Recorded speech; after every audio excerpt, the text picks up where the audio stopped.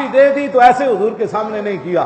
حضرت اصلہ بن شریک حضور ایک سفر میں تھے، یہ حضور کا کجاوا باندھتے تھے، راستے میں ان کو طہارت کی ضرورت پڑ گئی۔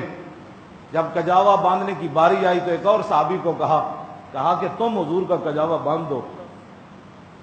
تو صحابی نے باندھ دیا۔ جب حضور سوار ہوئے نا تو کجاوا جو ہے وہ صحیح مزے والا نہیں بندھا ہوا تھا، یہ پیچھے سے طہارت کر کے آ ملے حضرت اصلہ بن شریک۔ حضور نے فرمایا آج آپ نے کجاوا نہیں باندھا؟ عرض کی جی میں نے نہیں باندھا۔ فرمایا کیوں نہیں باندھا؟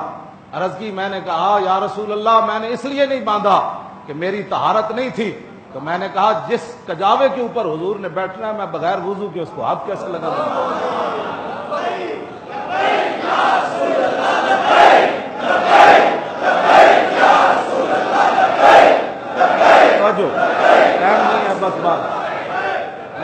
وعادت الصحابۃ فی ذالک المبالغہ، وعادت الصحابۃ فی ذالک المبالغہ۔ عبداللہ بن زبیر نو حضور نے خون دیتا، فرمایا دفن کر کے آؤ۔ بعد جو جدوں پی گئے تے عرض کیتا حضور میں اتھے دفن کیتا جتھے قیامت تک کسی نو نظر نہیں آنا۔ پی گئے، میں کیوں پیتا ہی؟ عرض کی تھی محبت کرنا بھی۔ آج انگوٹھے چومنے پر بھی لوگوں کو پریشانی، نعرہ لگنے پر بھی لوگوں کو پریشانی۔ میں نے کہا جلیا آج نعرے لا، آج لے ان کی پناہ، آج مدد مانگ ان سے، پھر نہ مانیں گے قیامت میں اگر مان گیا۔ آج حضور کے ساتھ وفا کر۔ یہاں تو اتنی وفا، یہ جو آپ جو اتنی بڑی باتیں کر رہے ہیں لبیک لبیک اور جناب یا رسول اللہ ہم آپ کا دین لانا چاہتے ہیں، یا رسول اللہ ہم یہ تو بہت بڑی باتیں ہیں۔ یہاں تو ملتا ہے کیا کیا، ایک بار مدینے میں جا کے دیکھ۔ حضرت عمر بن اخطب صحابہ کہتے ہیں انہوں نے عمر 90 سال ہوئی لیکن آپ دے بال بھی چٹے نہیں ہوئے تے آپ دے دند بھی نہیں گرے۔ وجہ کی بنی؟ حضور پانی نوش فرمان لگے، جدوں پیالہ چکیا تے اودے وچ نکا جہا چھوٹا جہا ککھ تے تنکا، عرض کی حضور یہ پیالہ مینوں دیو۔ جدوں پیالہ پکڑیا تے رسول اللہ نے انہیں کر کے نا وہ تنکا باہر کڈیا، عرض کی حضور ہن نوش فرماؤ۔ جدوں آپ حضور نے ویکھیا نا میرے غلام نے اتنا سارا تنکا بھی برداشت نہ کیتا تے حضور نے ہاتھ چک دیتے۔ میں ہمیشہ یہ گل کرنا کہ دعا کرائی نہیں جاندی، دعا لئی جاندی۔ ہاں دعا حضرت جی دعا کا کم میں ہو جائے کرو، مالک خود کہہ خود دیں اور خود کہیں میرے منگتے کا بھلا۔ خود کہیں خود دیں، اور توفیق بھی تو اسی کی طرف سے ہے نا، خود دیں اور پھر خود کہیں میرے منگتے۔